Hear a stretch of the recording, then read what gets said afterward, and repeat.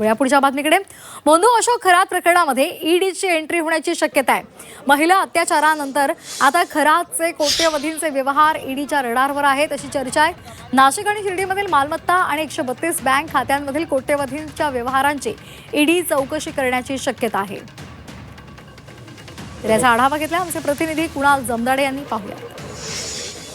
शिर्डी आणि नाशिक जिल्ह्यात गाजत असलेल्या आरोपी मोंदू खरात प्रकरणाची व्याप्ती मोठ्या प्रमाणात वाढताना दिसत आहे आणि महिला अत्याचाराच्या आरोपानंतर आर्थिक व्यवहारांनी या प्रकरणाला नवं वळण दिलं असून कोट्यवधीचे गैरव्यवहार जे आहेत ते समोर आलेले आहेत आणि या कोट्यवधी रुपयांच्या संशयास्पद व्यवहारामुळे ईडी या प्रकरणात उतरण्याची शक्यता जी आहे ती वर्तवली जात आहे.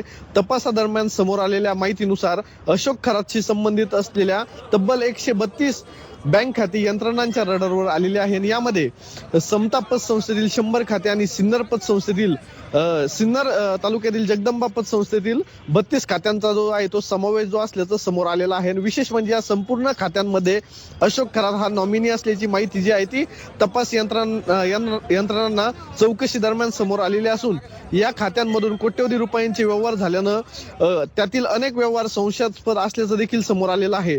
जगदंबा पतसंस्थेतील प्रकार अधिक गंभीर मानला जात असून इतर व्यक्तींची कागदपत्र वापरून अशोक खरात यानं स्वतः 32 खाती जी आहे ती चालवत असल्याची कबुलीच पतसंस्थेचे व्यवस्थापक कांडेकर यांनी दिली होती. तर समता पतसंस्थेतील 100 खात्यामध्ये देखील मोठ्या प्रमाणात आर्थिक अनियमितता झाल्याची देखील माहिती समोर आलेली आहे आणि या सर्व खात्यांचा वापर करून कोट्यवधी रुपयांची उलाढाल करण्यात आले असल्याचा संशय तपास यंत्रणांकडून व्यक्त केला जात असून जर ईडी या प्रकरणात उतरली तर पैशाचा स्रोत, व्यवहाराची साखळी आणि या प्रकरणात सामील असलेल्या इतर व्यक्तींच्या बड्या नावांचा मोठा खुलासा जो आहे तो समोर येणार आहे आणि या प्रकरणाला नवं वळण लागण्याची जी आहे ती शक्यता नाकारता येत नाही. त्यामुळे ईडी कडून देखील या आर्थिक व्यवहारांची देखील चौकशी होणार असल्याची माहिती जी आहे ती वरिष्ठ सूत्रांकडून, विश्वसनीय सूत्रांकडून आपल्या हाती आल्याचं बघायला मिळत आहे.